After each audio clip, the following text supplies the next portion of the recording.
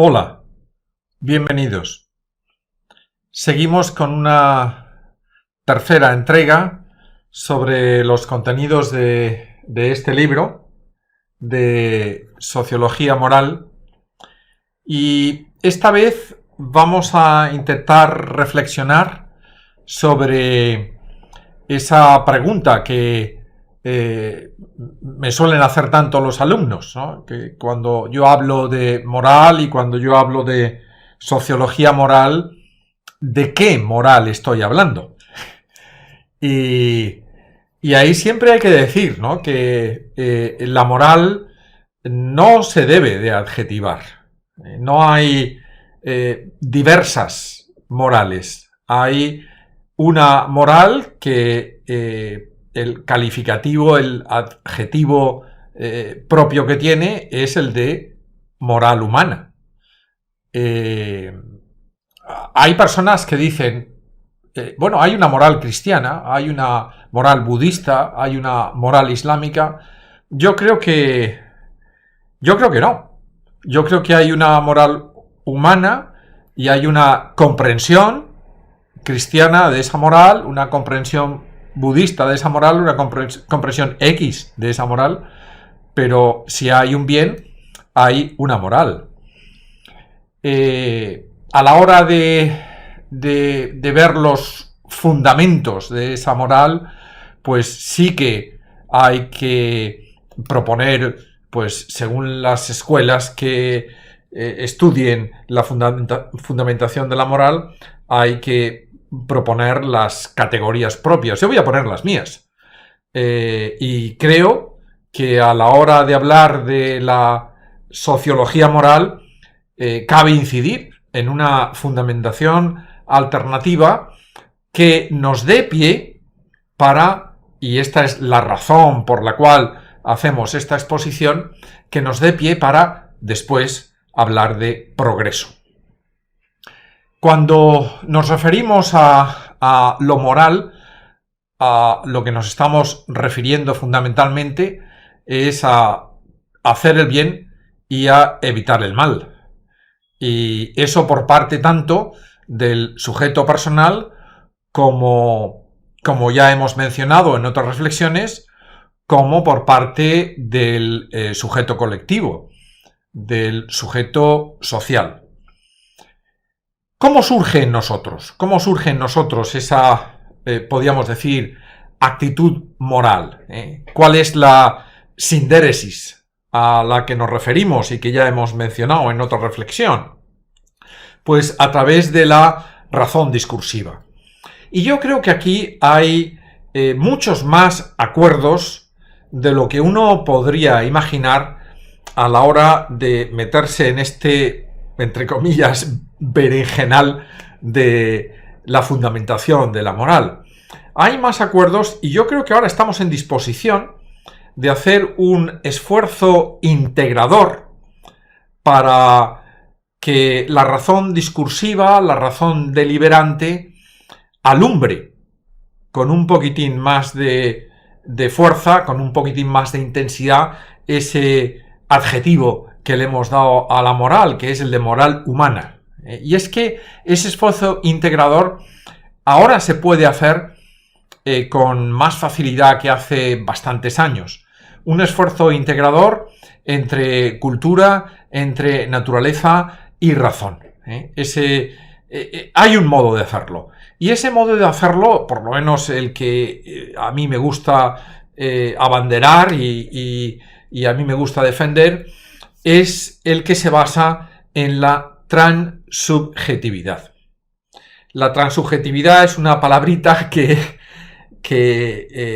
sembró en la sociología un sociólogo francés, Raymond Boudon, escrito Boudon, y se basa en dos premisas. La primera es que no hay tanta diferencia a la hora de estudiar las verdades morales y las verdades así llamadas positivas. Esto ya lo sabíamos, pero no se le había prestado mucha atención a lo que nos habían dicho Simmel, por un lado, que decía que tanto el conocimiento positivo como el conocimiento normativo tienen la misma legitimación lógica y el mismo proceso circular de verificación continua. Y por otro lado, lo que nos había dicho Popper, que todo conocimiento positivo o normativo es provisional sin dejar de ser por ello también un conocimiento objetivo. Bien, no hay mucha diferencia, y esto nos lo recuerda Boudon, no hay mucha diferencia entre las verdades positivas y las verdades morales. Y el otro sustento en el que se basa esta transubjetividad de la que estamos hablando es en que la fuerza que sustenta los sentimientos morales es proporcional a la fuerza de los razonamientos en los que se apoyan. Es decir, que si los razonamientos mediante los cuales yo tengo ciertos sentimientos morales, pues puedo compartirlos con quien quiera, y en base a esos razonamientos podemos llegar a la conclusión de que hay ahí un tipo de objetividad moral.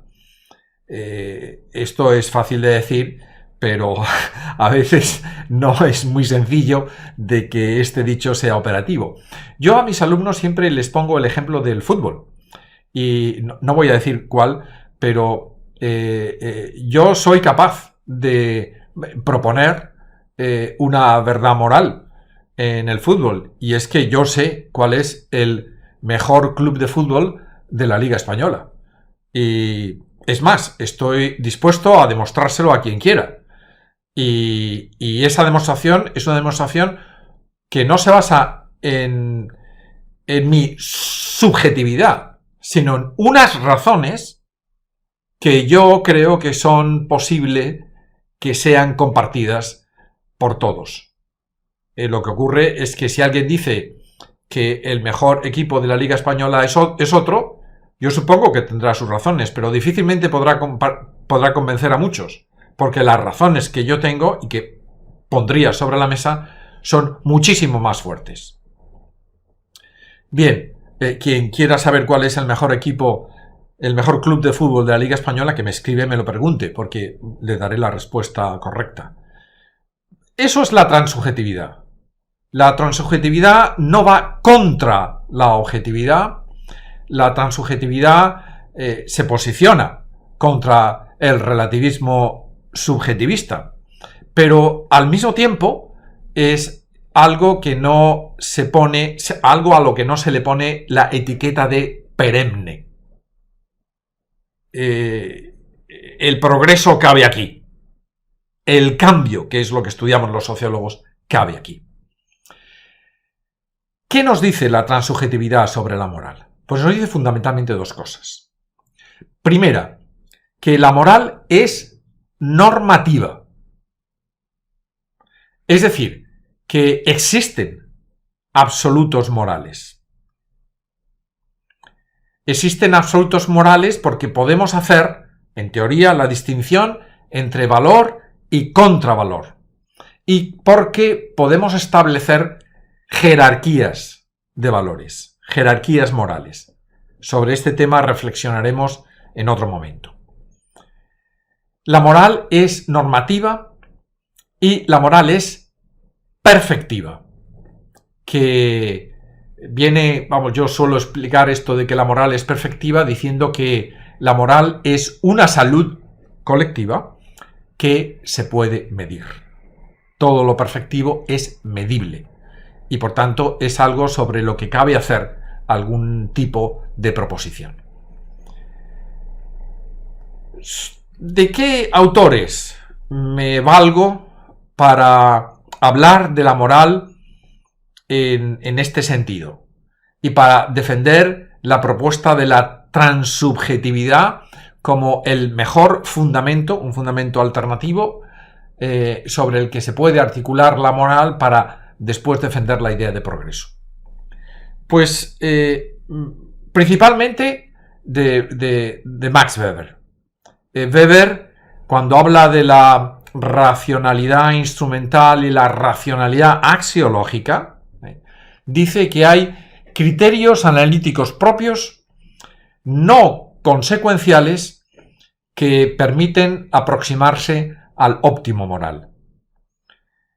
Es decir, que los valores, de alguna manera, tienen un componente racional universalizable. Además de Weber, Hegel nos dice también algo muy interesante, y es que somos historia, y que por ello podemos establecer ese intercambio de razonamientos, esos megálogos, a través del tiempo, algo de lo que también habla Amitai Etzioni. Pues bien, de Weber sacamos que la norma no se impone a la razón, y de Hegel sacamos que la norma no se impone al tiempo. Boudon, al hablar de la transubjetividad, nos dirá que los afectos tienen una dimensión racional. Curiosamente, la obra en la que es un artículo, es una contribución en la que Boudon expone su transubjetividad, se publica el año 1995, que es el año en el que también un filósofo español, Julián Marías, publica un librito que se llama Tratado de lo Mejor, que me parece muy acertado para el tema que estamos tratando, y en el que desde la filosofía se presta una atención particular al sujeto social para proponer una moral en la que cabe hablar de progreso. El progreso es posible solo si distinguimos entre lo mejor y lo peor. Solo si podemos comparar. Y el progreso es compatible con la moral.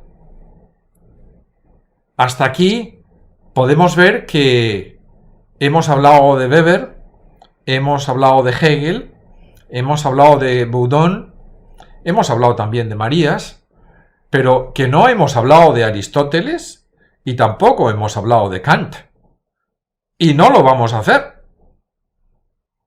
Esto puede llamar la atención de los que se han dedicado a la moral y a la ética, pero bien, nosotros estamos proponiendo una fundamentación alternativa de los criterios morales basado en el concepto de transubjetividad, que nos permitirá hablar de la idea de progreso y que nos parece más acertado que el que se ha manejado hasta ahora en esa línea que va de Aristóteles hasta Tomás de Aquino y de Kant y de todos sus discípulos. Una moral ciertamente demasiado, a nuestro juicio, demasiado racionalista.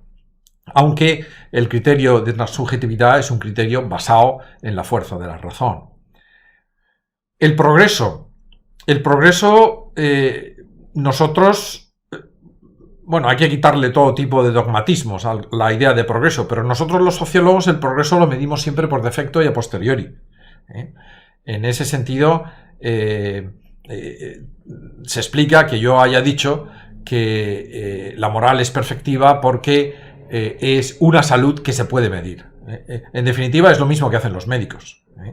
Los médicos la salud la miden por defecto, lo que detectan no es la salud, lo que detectan es la enfermedad, y a posteriori, una vez que se ha manifestado. Hay muchas maneras de estar sano. Hay, en ese sentido, muchos progresos que no sabemos ni sabremos catalogar hasta que la historia nos rinda su juicio, es decir, muy a posteriori. El progreso nos da algunos conocimientos hasta cierto punto operativos, pero no nos da una seguridad. Es verdad, la fundamentación alternativa que estamos proponiendo para la moral no es tan segura como la que se puede proponer desde otros paradigmas conceptuales, es verdad.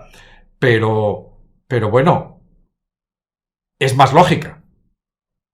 Casa más con la realidad de las cosas y, sobre todo, casa más con la realidad social de los humanos.